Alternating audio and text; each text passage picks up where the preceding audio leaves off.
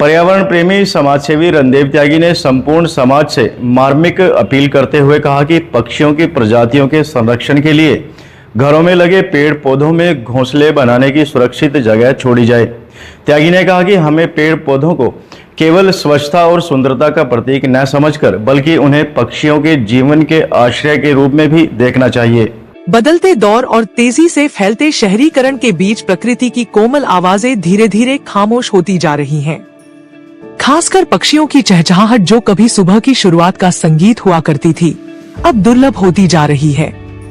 इस विषय पर गहरी चिंता जताते हुए शहर के पर्यावरण प्रेमी रणदेव त्यागी ने समाज से एक बेहद संवेदनशील अपील की है।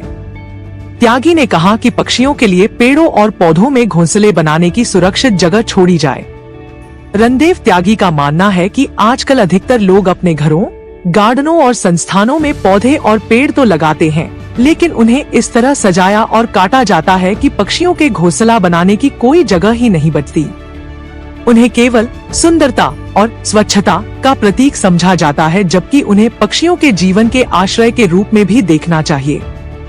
त्यागी ने कहा कि पेड़ केवल ऑक्सीजन देने वाली मशीन नहीं है।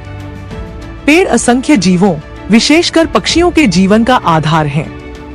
जब हम बिना सोचे समझे कटिंग करते हैं, तो हम एक पक्षी का घर उजाड़ते हैं। उन्होंने सभी नागरिकों से अपील करते हुए कहा कि जब भी अपने गार्डन या बाग बगीचों में कटाई करवाएं, तो उसमें कुछ घनी शाखाएं और छायादार हिस्से जानबूझकर बचाए रखें, ताकि पक्षियों को घोंसला बनाने की जगह मिल सके। त्यागी ने कहा कि आज देश भर में दर्जनों पक्षी प्रजातियां संकट में हैं। गौरैया, बुलबुल, मुनिया जैसे सामान्य पक्षी भी अब बड़ी मुश्किल से दिखाई देते हैं। इसका मुख्य कारण है आवास की कमी है।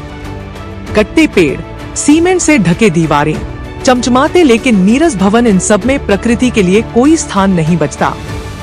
रणदेव त्यागी का मानना है कि यह केवल एक पर्यावरणीय मुद्दा नहीं, बल्कि सामाजिक और सांस्कृतिक चेतना से जुड़ा विषय है।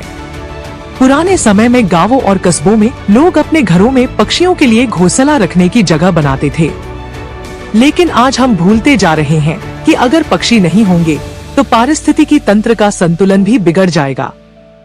पर्यावरण प्रेमी रणदेव त्यागी का यह संदेश केवल एक व्यक्ति की सोच नहीं, बल्कि एक समाज की जिम्मेदारी है।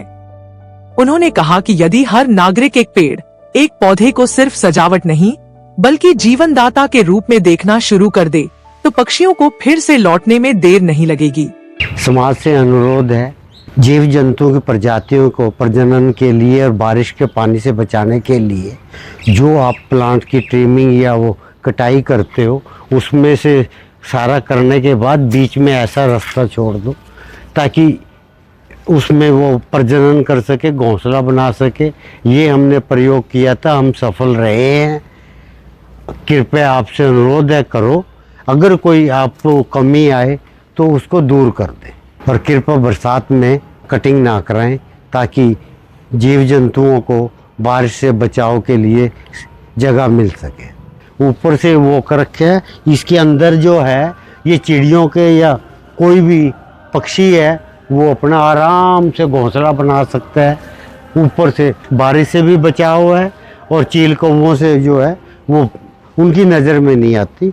ये प्रजातियों को बढ़ाने के लिए एक छोटा सा प्रयास है, इसमें सहयोग करें। ये उदाहरण के तौर पर दिखाना चाहता हूँ, ये पेड़ के नीचे रख दी है ताकि बारिश में, धूप वगैरह में, गर्मियों में धूप है, सर्दियों में ठंड है, ओस पड़ती है और बरसात में वो होती है, तो उससे भोजन जो है उनका गिल्ला ना हो। ये अपना यहाँ से ऐसे है और इसमें हो सके नीचे सुराख कर दो, होल कर दो। अगर बारिश का पानी आएगा वो निकल जाएगा।